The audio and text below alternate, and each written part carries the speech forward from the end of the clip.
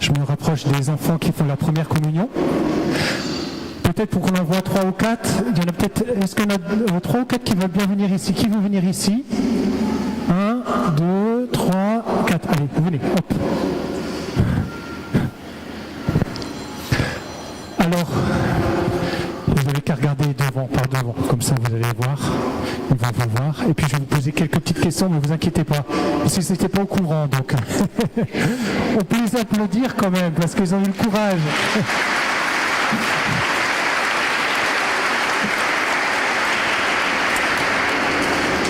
Dans cette homélie, je voudrais que vous reteniez 3 choses.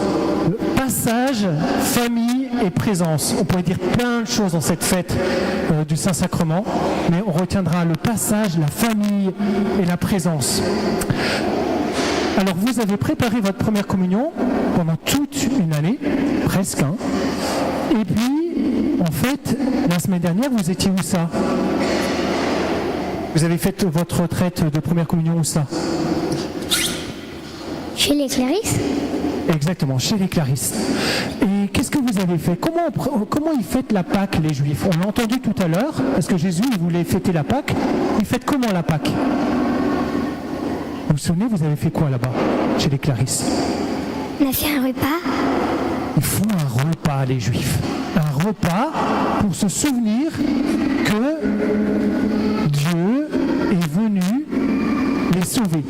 Ils étaient en Égypte prisonniers, et il y a plein de petites choses pour se souvenir que, on était en Égypte et après on est passé, on était sauvés par Dieu. Vous vous souvenez de ça? Et où est-ce qu'on faisait ce repas? Oui. On le faisait dans une salle.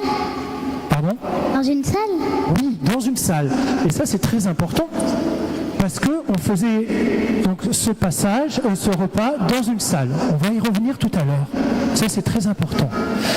Et dans ce repas, donc, et ça, c'est mon premier point, pour ceux qui retiennent, on avait la Pâque, c'est Pessar en hébreu, ça veut dire passage aussi, le passage de la mer Rouge, tout ça. Et donc, il faisait ce repas dans une salle pour se souvenir de ce passage. Et puis, Jésus, il a fêté ça avec ses disciples aussi dans une salle, comme tu as dit, dans une salle. Ils ont fait ce repas dans une salle, mais Jésus, il a rajouté un sens. Qu'est-ce qu'il a dit, Jésus, pendant ce dernier repas qu'il a fait avant de mourir? Qu'est-ce qu'il a dit? C'est pour ça que vous faites votre première communion aujourd'hui. Mon pain et mon corps livrés pour vous. C'est exactement ça. Ce pain, c'est mon corps livré pour vous. C'est exactement ça. C'était tellement important, c'est un autre passage. C'est un passage qu'a fait Jésus. Il a annoncé le passage qu'il allait faire en mourant sur la croix. Et c'était tellement important que maintenant, dans l'Eucharistie, on se souvient presque que de ça. C'est la chose qui est restée pour nous. Ce pain que nous a donné Jésus, c'est sa vie donnée pour nous. Ça, c'était très important. Alors, pendant cette retraite de première communion, vous avez écrit des petites lettres. C'est ça, hein? Alors, il y en a parmi vous qui avaient écrit des choses comme cela.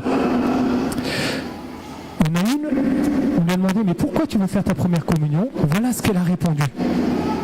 Peut-être c'est une de vous, je ne sais pas. Parce que j'ai envie de rentrer dans Dieu. Ça, c'est magnifique. C'est vraiment magnifique. Parce que j'ai envie de rentrer dans Dieu.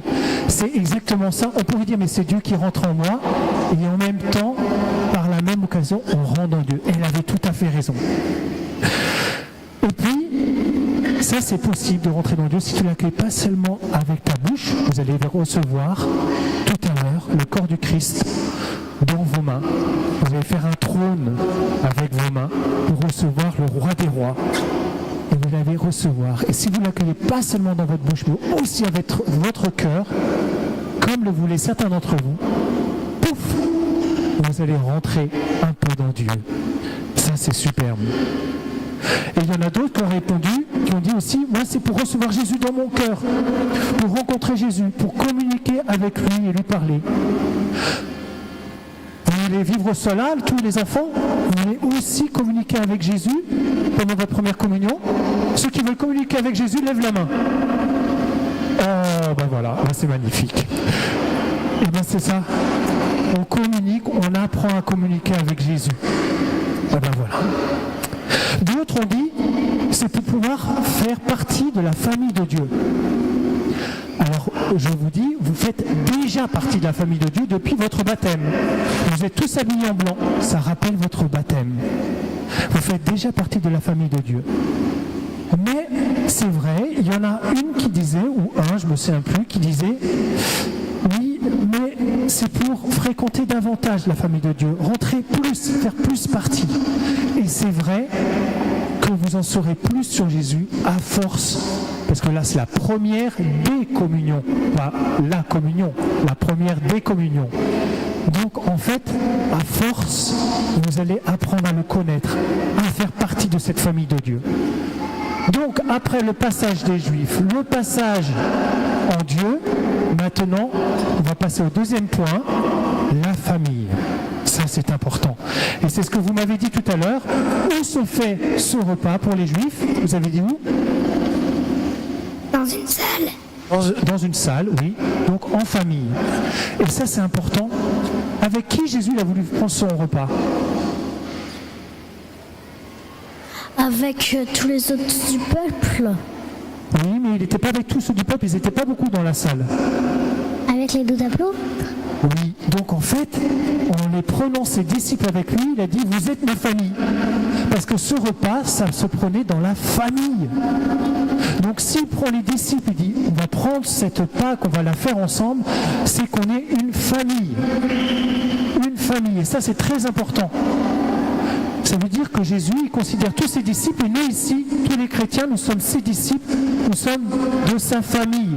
Il a dit, si vous quittez vos pères, votre frère, votre mère, votre sœur, vous retrouverez tous au centuple, parce que ici, nous retrouvons tout au centuple. Donc, la messe, c'est ce repas que nous vivons en famille. Ici, nous sommes en famille. Et c'est très important. Et on le voit très bien dans les Actes des Apôtres. Vous allez voir, je vais mettre sur les écrans. On dit que tous les croyants vivaient ensemble, comme dans une famille. Ils avaient tout en commun, comme dans une famille. D'un même cœur, ils fréquentaient assidûment le temple et ils rompaient le pain dans les maisons. Ils rompaient le pain dans la maison. C'est quoi? C'est l'Eucharistie. Ils faisaient ça, ils étaient ensemble et ensemble. Ils ne faisaient pas ça au temple, ils continuaient à aller faire les sacrifices au temple, mais ils vivaient cela à la maison. Ça veut dire que d'abord l'Eucharistie, la messe, c'est la suite de ce repas dans les maisons, avant même la suite des sacrifices du temple. Alors, une petite parenthèse, oubliez les enfants, c'est un peu compliqué là, mais pour ceux qui arrivent à suivre, en fait, il y a quand même un lien avec les sacrifices du temple, parce que le Christ, il a donné sa vie.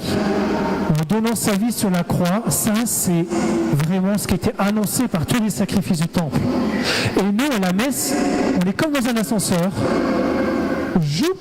On arrive au pied de Golgotha, on arrive là où le Christ a donné sa vie. Donc il y a un lien avec ce sacrifice. Et on fait mémoire de ce sacrifice à chaque messe. Mais la messe est avant tout la continuité de ce repas pascal à la maison, en famille. Et c'est tellement vrai que les premiers chrétiens, quand ils ont dû choisir un bâtiment, quand c'était reconnu pour les premiers chrétiens en 313, ils n'ont pas choisi, comme on voit ici, vous voyez, on voit un temple. Ils n'ont pas choisi un temple pour se réunir. Nous, on n'est pas dans un temple. Parce que dans le temple, vous voyez juste devant un peu, on voit, il y a les prêtres qui font un sacrifice, mais c'est devant, c'est dehors. Les gens, ils étaient dehors. Et dans le temple, il y avait la statue du Dieu, et pour le temple à Jérusalem, l'arche d'alliance. Mais personne ne pouvait rentrer dans le temple. Personne. Seuls les prêtres. Donc les premiers chrétiens, ils ont dit non, non, c'est pas ça qu'on va voir. Nous, on est une famille, on n'est pas dehors. Et ils ont choisi un autre bâtiment. Et l'autre bâtiment, c'est la basilique. Alors là, on en a une de basilique. La basilique, c'est pareil, il y a une nef, et puis il y a des allées à côté, des bas-côtés. Et c'est exactement ça, c'est la basilique que nous avons choisie pour être tous ensemble. Parce que nous sommes cette famille. Voilà. Donc aller à la messe, c'est aller à une réunion de famille. Le premier point, vous vous souvenez, c'était le passage. Le deuxième point, c'était la famille. Et le troisième point que je voulais vous donner, c'est la présence. Alors la présence, là je vais faire une petite digression personnelle. Cette année, j'ai une joie, pour certains qui le savent, ça fait plus de 2 ans que je passais à l'étranger et je suis revenu à Reims. Et à Reims, j'ai eu la joie d'avoir mon frère. Et je me suis rendu compte qu'en fait, quand j'étais ailleurs, à l'étranger, je vivais très bien. Mais j'ai la joie de pouvoir maintenant, de temps en temps, aller voir mon frère et la joie d'avoir Charlotte là, vous voyez. Je fais partie de ta famille ? Oui. Je suis qui ? Mon tonton. Voilà, je suis le tonton de Charlotte. Et en fait, c'est incroyable, mais quand on est là, quand on est présent, ça change tout. On peut vivre des temps importants. Il n'y a pas longtemps, je t'ai emmené chez Papinou et Maminou, c'est ça, en voiture, avec ton frère et ta sœur. Et d'être présent, eh ben, ça change tout. Vous comprenez que si nous sommes une même famille, si nous sommes présents, ça change tout. Quand on est absent, on vit très bien, mais on ne se rend pas compte qu'il nous manque quelque chose.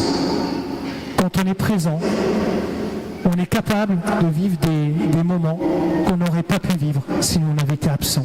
Vous pouvez regagner vos places. Et ça, c'est très important. Si tu es joyeux, tu enrichiras l'Église de ta joie. Si tu es plein d'initiatives, tu l'aideras à témoigner de l'amour de Dieu pour le monde.